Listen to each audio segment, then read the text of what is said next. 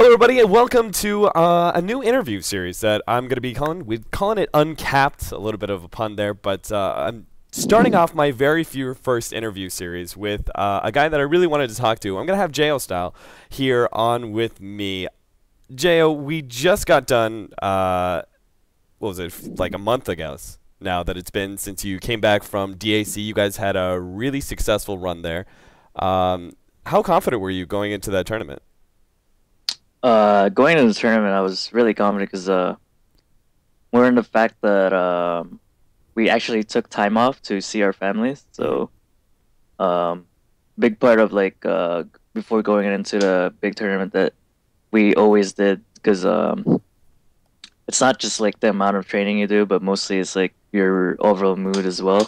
Yeah. So I felt really confident because I had like my friends cheering me up, and then my parents were like saying, "Oh, you can do it," and stuff like this. And we only actually trained like 4 to 5 days for the tournament, Mm-hmm. but we scrimmed like quality teams, so I felt really confident going into Who did you scrim against then for those 5 days? um, EG, VG, and MVP Phoenix.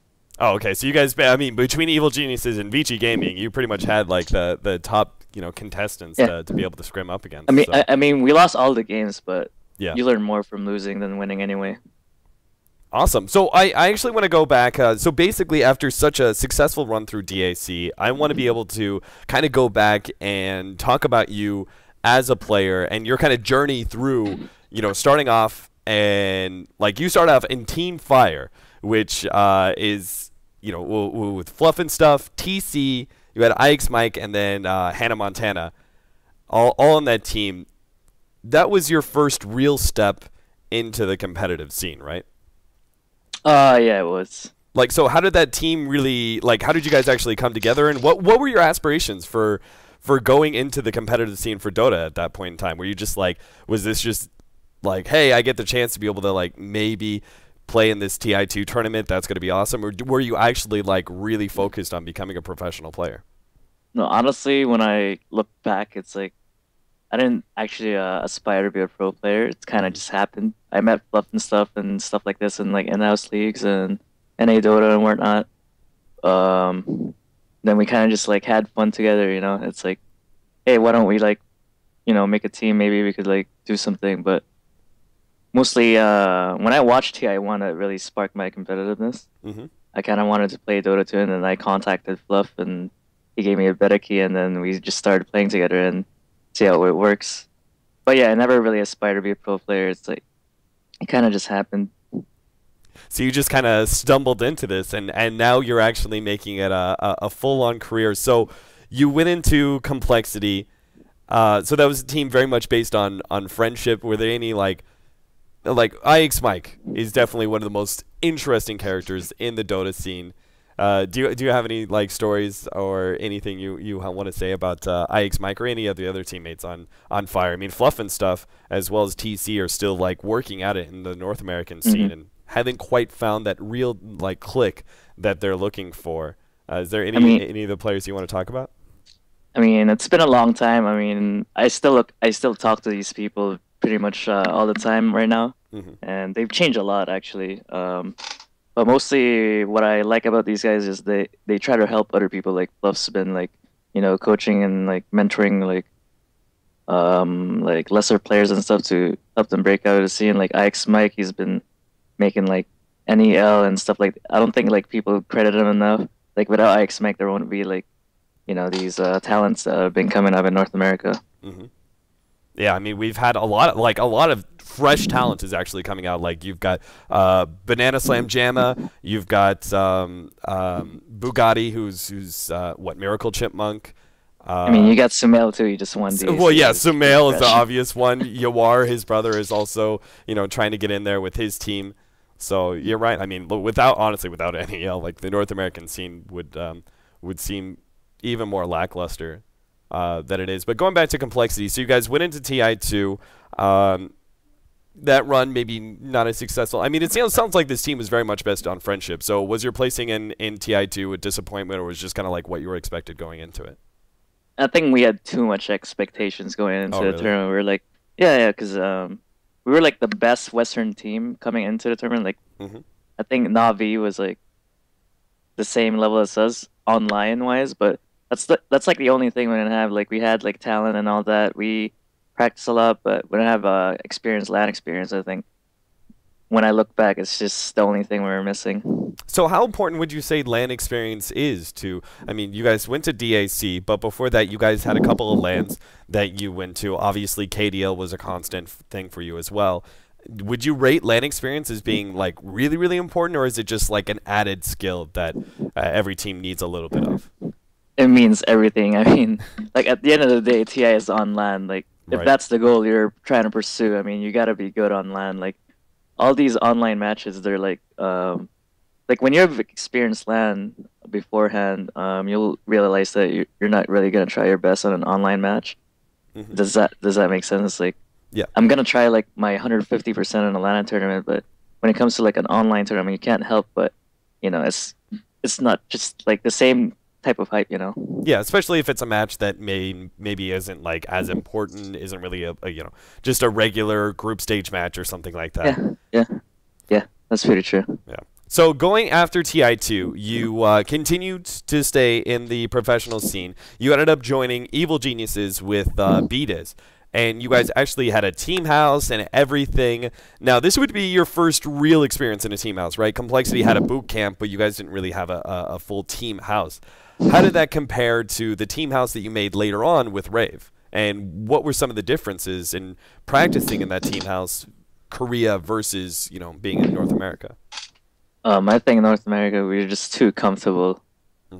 I mean, it doesn't really set you up into a training. Like they put you into these big houses, and sometimes you can't really like focus and stuff Hmm. like this. But even like I compare it every time, and like the Cole boot camp and our boot camp here in Rave, it's just like you know, you don't need that much big space. You only need like small space. Like it helps you like get closer with your team as well because you always see each other because like the house is pretty small Hmm. and stuff like this. So then that leads me into my next question. So you moved on. Look, okay, what kind of played into your decision to just go? Evil Geniuses was kind of a disaster, right? That team fell apart. You guys had some high moments, but there it seemed like there was a lot of promise on the team, and it just kind of fell apart. At that point in time, you decide to move and join the EOT Hammer team. What kind of played into your thought process of just basically making that huge step of just moving countries and everything? Like during that time, I wasn't really doing anything, but I figured I wasn't doing anything during that time, so Cass, our captain from EOT at that time, and Right. still our captain now from Rape, just contacted me and said, "Hey, you wanna come here?" And I said, "Sure, why not? I'll like try to help you guys. It's like a new approach that I took is rather than like joining another team, I decided to like help other people out. Hmm. I gotcha. So in which case you move, you leave your comforts and your home in Canada and move to a completely foreign country. How like you said that this environment, North America, you were too comfortable, right? So moving all the way into a new country did that actually help you being an entirely different environment that actually help you progress as a player? I mean, it's like two sides of the spectrum. I mean, Yeah. like when you're really down and then you have no one, because you're really lonely and that you don't have friends and you Hmm. don't have your family with you. It's like you don't have any fallback when you're experiencing a hard time. But like with this, you become desperate and you strive to even become better, and that's what I found out during like playing in this type of environment. So basically, there were no distractions of like family and friends and really any sort of social I mean, life. I mean, there's still distraction, Yeah. honestly, but it's up to the person how well they handle it. Like my teammates, they're like really disciplined. They really want to win, and I'm pretty sure I'm like the guy who always tries to go out and stuff like this. But you really do need to come out sometime. Like you can't just like sit in here and then play Dota like 24/7. It's gonna Yeah. drive you insane. So what do you do for fun there? When you're not like grinding Dota matches and not screaming and all that sort of thing, what do you do over there? I mean, like just go out and do some simple things. Yeah. I decided to like try to put my life because life as a Dota player is pretty hectic. So Yeah. I try to just like do the simple things in life. Like actually, I actually learn some Korean. Sometimes I tutor like some people. Mm-hmm. I teach some English, and you know like anything that like takes Dota way out of my mind. It really helps and helps me relax. Yeah. Okay. So going back to Eyes of Tiger Hammer. Well, first of all, I actually want to ask real quick about that name. Who came up with that name? I loved it when I was casting you guys. Because Eyes of Tiger Hammer. Like what's not to get excited about that? How the hell did they come up with that name? Yeah, I don't know. It was just like it, the only thing I remember is that it was called Hammer because it was like owned by a carpenter, Mm-hmm. something like Oh, that. He okay. had like a construction company or Mm-hmm. something. But yeah, it's a pretty cool name. Yeah.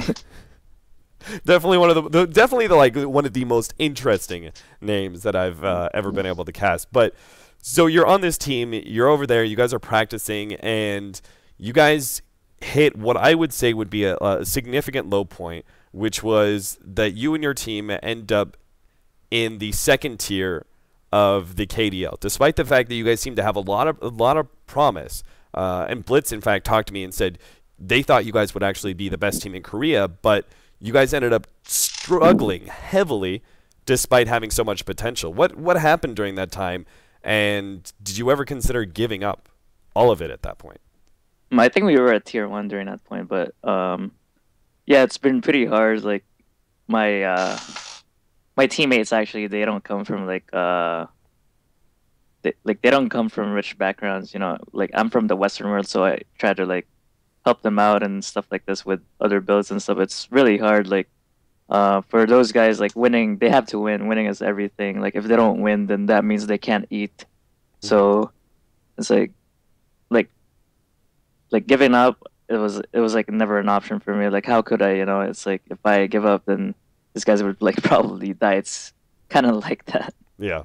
But we persevered. We like we changed. We switched things up, and because the thing is, we were like just just spamming games instead of like thinking about the game. Yeah. Because I think this is what we learn as well as a team is that it's not always about the quantity. It's more over like the quality of the game that you play. Right. So going like those extracurricular things, having the match and then going over the replay and really breaking it down, that's more important than just going scrim after scrim after scrim. Yeah, and Okay. most of the fact that it's like it puts a lot of pressure on our players as well because we don't have any sponsors. It's like we have to win to like be able to pay our own bills and stuff like this. Right. So okay, so you said you didn't have any sponsors, right? The players that you were with didn't have any sort of like background. They like didn't have any sort of net to catch them if they failed. Can you expand on that a little bit? Like what exactly was the situation in the team house? Like I've heard stories of you guys were like eating eggs for a week just because you guys didn't have enough money for food. Like what Yeah. kind of dire situations were you guys actually hitting? What was the lowest point there at the rave house? Lowest point is like we were on debt. Like there was a point in time where I would like ask my mom, "Hey mom, can you like send me the money? I can't even eat." But actually, the one who saved us was our manager's mom. Hmm. She actually like lent us some money. So like these basic things in life. Like I think many people forget. Like as a pro gamer, you only need two things to be able to keep playing. You only Hmm. need to eat and sleep and a computer. That's all you need. Yeah. And as long as we can have these three things, then we can keep doing what we're doing. And I think they really help us a lot. So like, we only needed to eat. So, like, what was the timeline there? When would you say, like, timeline wise, was that before? Because mid 2014, you guys ended up changing your roster. You ended up putting Pyong. Is that how you say it, JL? Yeah, the thing is, Pyong is like the manager, like the owner, and Right. player as well. I mean, it's like this is the thing I realized about him is because I tried to do the things he did, so I kind of Hmm. quit like managing as well. Like no one can do that much work like while playing, so he had to like step down and then Hmm. become a manager. Right. So in which case you guys put him in like he's just the manager slash coach Yeah. sort of position, and you guys bring in Ninja Boogie, who's an old Han Pro from Team Dustbin, who had some Mhm. decent success in like Neolution and Impervious the year prior. Like these kind of smaller teams, but he did all right. Were you guys already friends with Ninja Boogie, or how did you make this happen that you made this roster change and ended up basically replacing Pyong? I mean, I don't really have any control over rosters during that time. It's like more than anything, I asked my teammates, "Oh, can you guys like pick up someone from C preferably?" Like, 'cause, it's kind of hard to like get someone from the West because it'd be so expensive to get someone in the West. Like, I'd have to take out like $2,000 out of my pocket just to play for a flight. Yeah. So yeah, we asked like Ninja Boogie. I mean, my teammates asked. I didn't ask anything. Or do you guys want to play with this guy? And then the only thing that I asked is, do you guys really want to play with this guy? And it kind of just happened. We gave him a shot, and it's been working out so well. So you guys end up replacing Pyong, but in that period of time, right? You guys didn't really have any successes whatsoever when you made that replacement. You guys like didn't really do too well in KDL. You were in that second tier status. You didn't really win any real money whatsoever. And I'm guessing at this point in time, this is like later, like the latter half of 2014. I'm guessing you guys are a little bit on edge. I mean, you guys, It was just the pressure, I think, yeah, for my teammates. Like, it's really hard to like keep playing when you don't have a salary. Then you kind of have to win so that hmm you could live. I mean, if my teammates like didn't have Dota as a game, I think they'd be like suffering right now because I think like people from the West don't realize like how hard it is over in this region. Like, people play this game just to that they could survive. So hmm I think over in the West we're like fortunate enough because like like the living environment is so much better. right. I mean, for us, it's just like basically college kids most of the time are basically taking their hobby and trying to go Yeah, pro with it's it, yeah, and then like pretty much it's just like a hobby, but yeah, for these guys it's just like this is their future, like yeah. That's how they make their money. That's how they put this is food in their their only belly. way of life. Mhm. So I think that put a lot of pressure in their heads. So That's why we weren't performing really well. yeah. So you guys end up towards the with the new roster. You guys end up getting into the entrance here for a few big tournaments, but you haven't really won anything yet. I'm guessing is this the time where funds are really getting low and you guys are basically in this tournament, but you haven't won any money yet, and you're just kind of like scraping by, and you guys have to win that next big tournament. Yeah, it's like we have to win. We like every time we would just like switch things up. We tried role changes and hmm stuff like this. But I think what was most important is that I needed to like take pressure off of their head. It's like just don't play for the money. Just like try your best. But it's really hard because these guys really need it. Yeah. Because I try to like put myself in their shoes. Like, I can just come back to the West like no matter what. I could just like have a stable job. But for these guys, like, they have like no fallback. It's like hmm this is their only way of life. So it was like a lot of pressure for them. Right. It's completely make and break. What are some of the things that you like? How did you exactly try and get that pressure off of them? The pressure of like I must succeed in order to feed myself. I mean, we just played our best. Like Yeah. day by day, we just like thought about our stuff. We try to like forget things. It's like the mentality we have is just try our best, just try our best, just try our best. hmm Don't give up, don't give up. Because if we give up, like nothing's gonna happen. Right. Like we might as well keep going. I mean, it's like you can only keep going. hmm Like giving up was like never an option, at least for them. But it was for me because you know I could just come back to the West. It's like full of opportunities over there. But Yeah. So would you say that being in that scenario where it's basically make or break, would you say that actually makes them better players, that actually drives them further than some of the players in the Western teams who like, they're making six figures a year, like all these sorts of things? Do you think like being in that dire scenario is better and pushes them more as a player, or is it more pressure that keeps them down and keeps them like constantly second guessing themselves, or just too much nervousness or pressure that keeps them from being star players?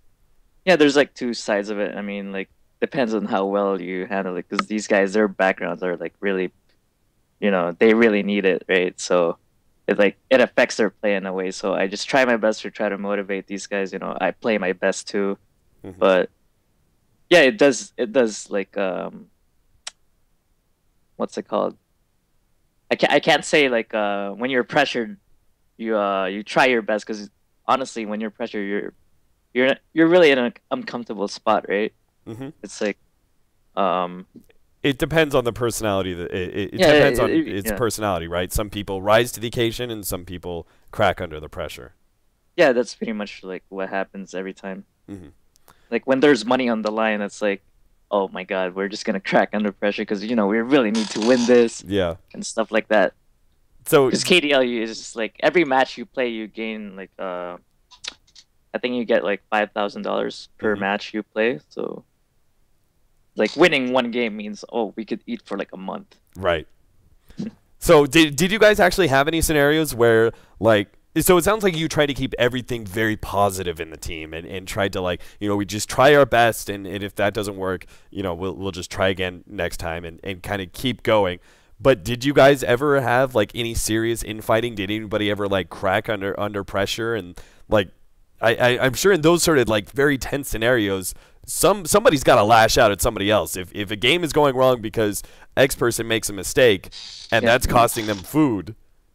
I'm sure somebody's got to lash out at that point. Did you guys I have mean, any scenarios like that? like in game, it's just like, there's like complete silence every time we lose. But then when we go to our houses, tears were being shed, Yeah. and stuff like this is like I want to give up and stuff like that. But I try my best. Like I, I mean, we all try our best. So like just don't give up, don't give up. We'll get through this together and stuff like that. I mean, like giving up. Like, what does it mean for us? Like we look what the cost of giving up is, and you can't see anything. There's just like, Hmm.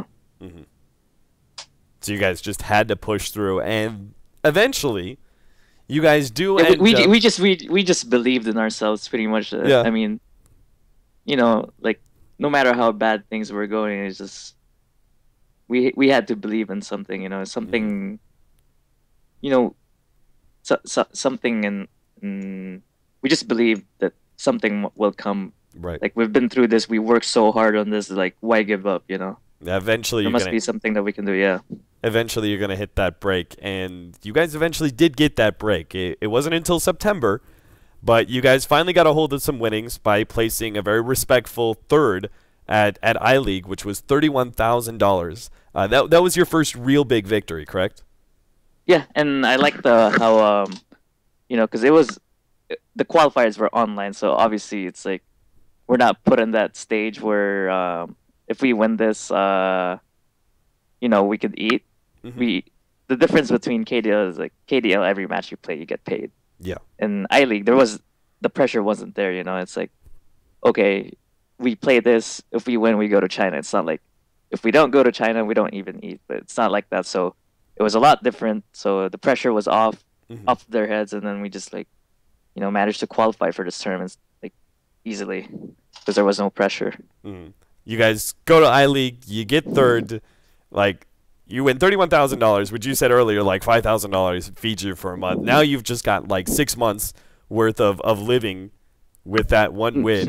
Was that a pretty sweet victory for you guys? I mean, that for me, looking at that, that's your guys' first real break. Looking back at that, I think we used that money to just pay off our debts. Yeah.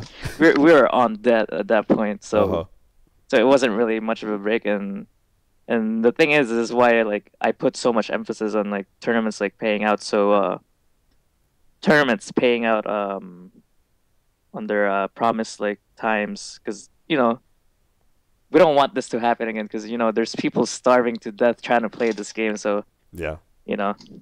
I really wish just that tournaments like really thought about this side of the story, like our story as well. It's like I think if I beg them, oh, we can't even eat, then they'll push through it.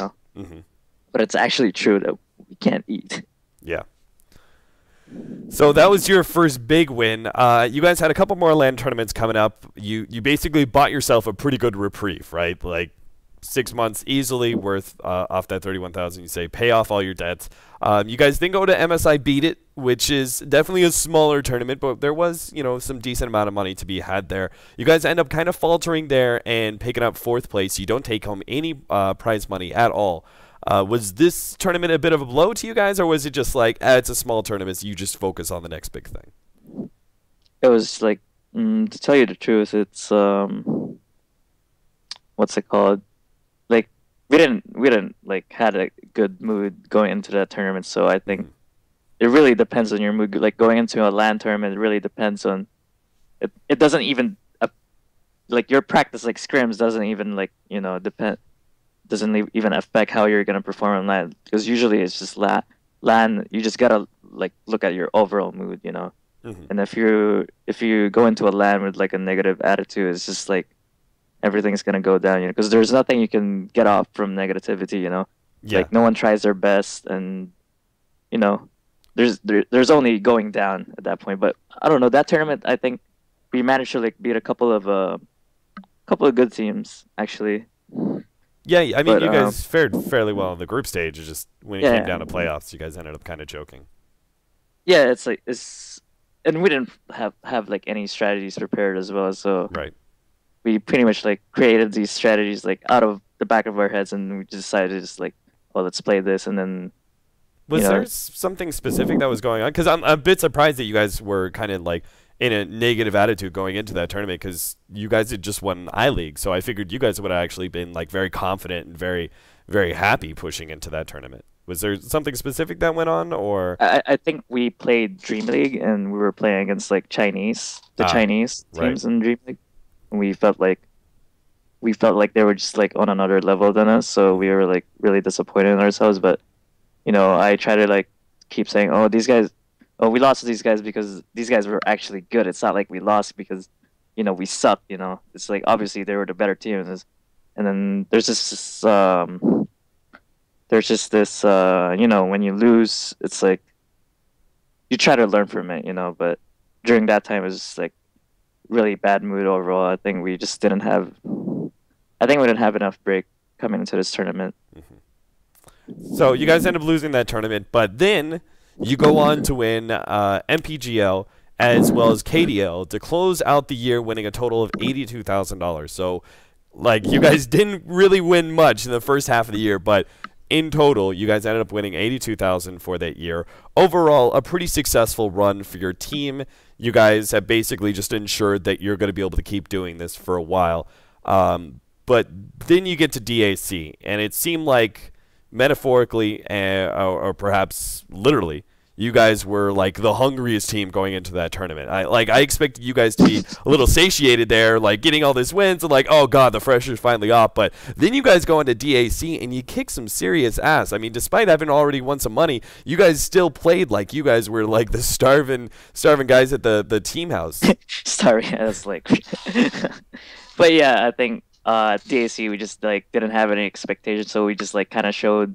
There was no pressure on ourselves to perform, because there was no expectation. We were like the underdogs. We knew like every team was good, so we like, just play our best, Yeah. Because I think if you just like have this on the back of your head, like no expectations, I think you'll like when you have the mindset of play your best, you're really gonna play your best instead of like saying like, oh, I gotta win, I gotta win, I gotta win. If I don't win, because sometimes for these other players, like winning is everything. We might have gotten just we probably didn't even win the whole tournament, but it's just like winning doesn't mean like getting first place all the time. I believe that. So is there any stories that you have about DAC? Like, you guys go into that tournament, were you guys expecting, like, even if the rest of the scene wasn't really expecting you to do that well, were you guys expecting a lot from yourselves? Or as you said, we're just going to play our best and, like, no pressure, so we'll be good? Is there anything specific about DAC? I think we underestimated ourselves actually. Okay. Like when we played, it's just like, we're not used to like playing these this top tier teams, but when we played them, it's like, and then we look back in these games, like, these guys are actually not that far away from us, so we kind of like expanded on this idea, so we like strategize, and if we just keep positive, like, because like during the tournament, like when you're on the edge, like people are gonna like shed some tears and stuff like this. Like people get too emotional Right. and stuff like this. But we kept like we like had a talk and we said, oh, these guys aren't actually as good as we thought they would be. It's like I think we're like underestimating ourselves too much. So yeah, we kind of like adjusted our play you know like look at the drafts, like what's working or not. So we just pretty much like copied whatever was working during the tournament. It like Uh-huh. pretty much worked out for us, honestly. So who are you guys really? Were you just looking at Team Secret since they were doing so well to the group stages? Were you kind of following them, or who were you kind of like No, copying we just draft looked wise? at we just looked at EG. Oh, We okay. said like, oh, Chrissy, you play Sumail, I'll play Fear, and Ryo, you play Universe. Uh-huh. Stuff like that. And then it worked out. I don't know why. So we pretty much just like switched play style and like Yeah. at the heat of the moment, and it worked out. That's kind of surprising because I've heard many teams like you don't want to switch something up like going into a tournament like that. I've heard teams say that where it's like you stick with what you know, you stick with what you've practiced. You don't want to like get down to a land and all of a sudden be like go wild card on it and start drafting something entirely different. Well, I mean, if nothing is working, why do you keep doing it? You Oh, need to okay, change yeah. things up. So that's pretty much what we did, Hmm. and we said like, if he can do it, then we can probably do it. Yeah. Pretty much that kind of mentality. It's just like confidence booster. Yeah, and in which case, I guess that like all that pain and heartbreak and all that thing that you guys went through for the first half of the year, and even some of the later half of the year, I guess kind of paid off, right? Because then you were able to just change up your style like that, and all the grinding of Dota was able to allow you to be versatile enough to change up your style. Yeah, it's mostly most of the fact that these guys just love playing Dota. Like, I look Hmm. at my teammates; they spend like 16 hours in the computer, like just playing Dota. And like, Yeah. I wish I was like that like 2 years ago. But Hmm. when you grow up, things in life like get taken away from you, so you gotta like sit back and you know. But what I did is like help these people out. These guys were like 4K MMR players before I even came here, Hmm. so I just like gave them like a little bit of direction. And when you help other people, they'll help you back. Honestly, so I think that's part of the reason why we're like doing so well right now, because we help each other out, even in this dire situation where we couldn't even eat. Yeah, it sounds like you've certainly played quite the mentor role for your team. You said so they were actually 4K players. Yeah, that's actually true. I mean, Wow. I was like the only one, like, because I came from like a different background, so I wasn't like always put into the edge, Yeah. they were. It's like more than anything, it's these guys that needed help more than anyone. Hmm. So your team is finally in a great position. The whole Dota 2 scene recognizes you as a tier 1 team. You've made a couple of very successful runs. It seems like you may have all but locked in maybe a TIE invite from the Southeast Asian APAC region. Like, looks like you maybe get that invite, or at the very least you're going to be making it into the qualifier, and in which case you're probably one of the favored teams. Would you say you guys are still the same hungry team that you were just months ago, or has success kind of slowed you guys down a bit? I mean, we're still hungry. Like we, Yeah. our eating habits haven't changed. But if it's what brought us here, like we just ate egg every day, then why not? Yeah. I mean, like if you put yourself in this dire situation, you're really going to try your best. I mean, Hmm. there's no room for like comfort. Yeah. You gotta you gotta learn to live through these dire situations and try to fight through it. So are you guys still keeping everything kind of minimalistic at the team house? Are you still Yeah, not yeah, making pretty any much. excesses? Yeah, pretty much. We just like schedule everything like properly instead of like spamming games. It's been Yeah. working on like scheduling. It really is everything. Like if you don't have proper training like methods, it's not gonna work. Hmm. All right, man. Well, is there anything that you've learned from being over there and making such a big, drastic lifestyle change and having this new team and being the mentor to these guys? Do you have any wisdom that you've learned from your time there? I mean, pretty much it helped me grow as a person. It's Yeah. like there's a lot of differences between living in the West and going into here. Like I think in the West, I took things for granted.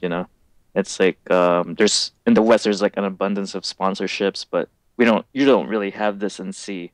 But when if I forgot working hard in the West because I was too comfortable over there. Mm-hmm. Like yeah, when I was put here, I like remembered how I was in like complexity, because complexity was like the embodiment of like friendship and hard work. I didn't really have that when I was on EG. It was mostly like I was like placed in a situation where I have other people helping me out, Mm-hmm. like bring my potential out as a player, but it didn't really work out because I had like my own thoughts of the game. So, and I try to be like as helpful as possible. So Mm-hmm. pretty much whatever role like Fear asked me to play, I played it, even though I didn't like it. But if it was for the better of the team, I did it, right? Yeah. All right, man. Well, I think that's a pretty good area to stop the interview. Thanks so much for taking the time and having this interview with me. Do you have any thoughts you want to share with the fans who are going to be watching this interview? Anybody that's been supporting you this whole entire time? Do you have words for them? I mean, just like if you're trying to play this game, it's like just never give up. You never know what's gonna happen out there. Like I kept believing, like just do what you believed in. It's mostly like it's just this game. It's like It's not driven by money. Like if you love this game, you'll keep on like trying your best. And when you stop loving this game, that's when stuff goes down, and that's when you stop trying your best. All right, man. Thanks again for having this interview. Guys, we're going to be doing more interviews like this. Hopefully, I'll get some more players to do these more longer biographical interviews. But for now, thanks for tuning in. We'll have more interviews. JoinDota.com. Check it out. We done?